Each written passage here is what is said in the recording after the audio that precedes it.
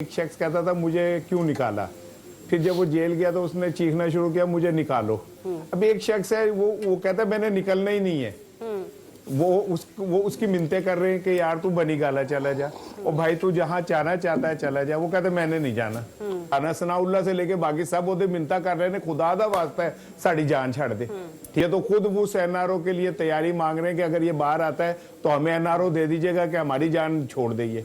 असल लड़ाई तो ये चल रही है कि ये बाहर आ जाए तो इससे श्योरिटी लेंगे ये हमारी जान को ना मुसीबत बन जाए। अच्छा, इसार राना साहब, जो नुक्ता अभी रजी साहब ने पेश किया ना कि अगर बानी पीटीआई अपनी रिहाई चाहते हैं या अपनी सियासत को आगे लेकर चलना चाहते हैं तो उन्हें हुकूमत के साथ किसी न किसी मामले पर किसी न किसी मुआहदे की तरफ आना होगा। लेकिन जब हम इस मुआहदे के हवाले से गुफ्तगू करते हैं तो यही हुकूमत ये कहना शुरू कर देती है कि एनआरओ मांगा जा रहा है, डील की जा रही है, डील की सूरत में बाहर आए हैं। तो फिर बताइए उस मुआहदे की क्या हैसियत रह जाएगी एक सियासी शख्सियत के एतबार से जिसने 1.5 साल जेल भुगती हो। पाकिस्तान की तारीख का एक बड़ा दिलचस्प वाक़या है। एक शख्स ने पहले कहा मुझे, इसार राना साहब प्लीज कंटिन्यू रखिएगा। मैंने नहीं निकलना। जी आप कंटिन्यू रखिएगा सर जी, कंटिन्यू रखिएगा। अच्छा, मैं कह रहा हूँ कि एक वक्त था कि एक शख्स कहता था मुझे क्यों निकाला, फिर जब वो जेल गया तो उसने चीखना शुरू किया मुझे निकालो। अब एक शख्स है वो कहता है मैंने निकलना ही नहीं है। वो उसकी मिन्नतें कर रहे हैं कि यार तू बनी गाला चला जा, और भाई तू जहाँ जाना चाहता है चला जा। वो कहता है मैंने नहीं जाना। पाकिस्तान की तारीख का ये अनोखा वाकया आप सुनेंगे कि एक शख्स जेल से निकलने से इनकारी है।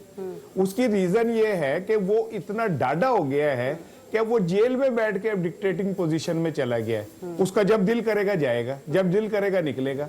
नहीं तो ऑन रिकॉर्ड है, राना सनाउल्ला से लेके बाकी सब ओदे मिन्नता कर रहे हैं खुदा दा वास्ता है साड़ी जान छड़ दे। ठीक है ना, और वो नहीं छोड़ रहा। तो ये हुकूमत के हाथ में कुछ है भी नहीं, फैसला करने की पोजीशन में बेचारों ने किसी को क्या रिलीफ देना है या किसी को क्या एनआरओ देना है। ये तो खुद वो एनआरओ के लिए तैयारी मांग रहे हैं कि अगर ये बाहर आता है तो हमें एनआरओ दे दीजिएगा कि हमारी जान छोड़ देंगे। असल लड़ाई तो ये चल रही है कि ये बाहर आ जाए तो इससे श्योरिटी लेंगे ये हमारी जान को ना मुसीबत बन जाए। तो फिर जो एनआरओ ये पहले इमरान खान से एनआरओ मांग रही है बानी पीटीआई असल में ये सहाराना साहब कैद में तो फिर ऐसे लग रहा है जैसे हुकूमत है कि जिसको आजादी बानी पीटीआई की रिहाई के बाद मिलेगी सूरत में कि अगर वो बाहर आके कोई वावेला नहीं करते, कोई एहतजाज नहीं करते, कोई प्रोटेस्ट नहीं करते, खामोशी से बैठे रहे। तो यही तो रोला है, और किस चीज का रोला है। वो दो बंदे लड़ रहे थे, एक बंदा नीचे जो गिरा हुआ था, ऊपर बैठा हुआ जो था उसे मार रहा था और रो रहा था। किसी ने पूछा मार भी तू रहा है, रो भी तू रहा है? उन्होंने कहा उठेगा तो मैनू बड़ा मारेगा। और इनका यही तो रोला है इस टाइम कि उठेगा तो सानू बड़ा मारेगा। और रोला किस चीज का है? और ये एनआरओ इमरान खान से मांग किस चीज कर रहे हैं? एनआरओ तो ये मांग रहे हैं कि भाई तू बाहर निकले तो हमारी जान छोड़ दी। ऑन रिकॉर्ड है, राना सनाउल्ला साहब का रिकॉर्ड सुन ले आप, जो उन्होंने इंटरव्यू दिया है। लेकिन मैं फिर भी ये कहता हूं कि इन मामला कहीं और चल रहे हैं, किसी और के मामला चल रहे हैं, और क्या कहते हैं बात कहीं और हो रही है।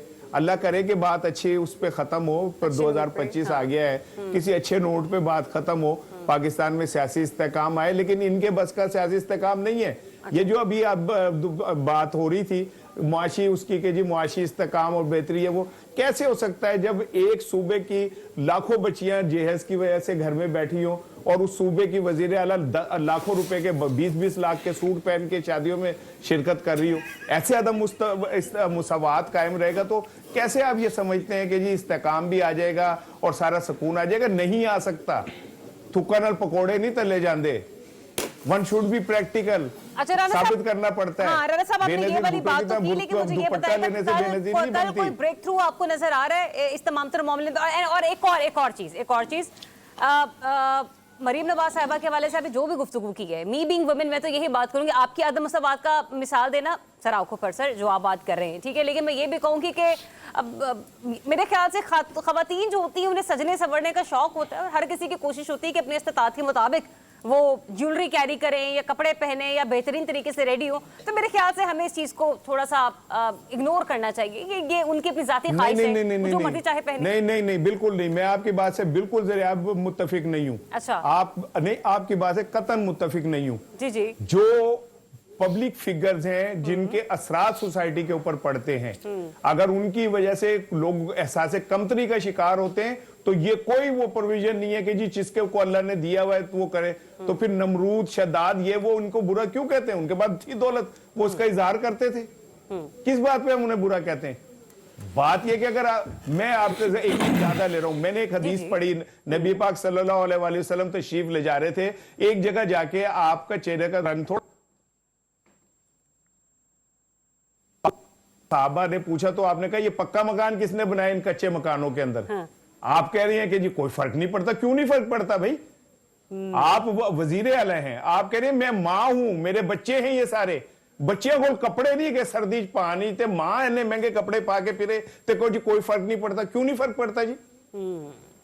ठीक है, पॉइंट आपका आ गया कि जब आप खुद को कहती हैं कि मैं इस सूबे की मां हूं और आप वहां के लोगों को, वहां की बच्चियों को अपने बच्चों की तरह ट्रीट करती हैं, तो फिर पांचों यूं कह लीजिए कि उंगलियां जो है ना, जब वो मुट्ठी बनती हैं तो फिर कहीं ना कहीं बराबरी की सतह पर पहुंचती है। तो वहां पर यूनिटी शो करना बेहतर समझा जाए तो जरा ज्यादा अच्छा होगा।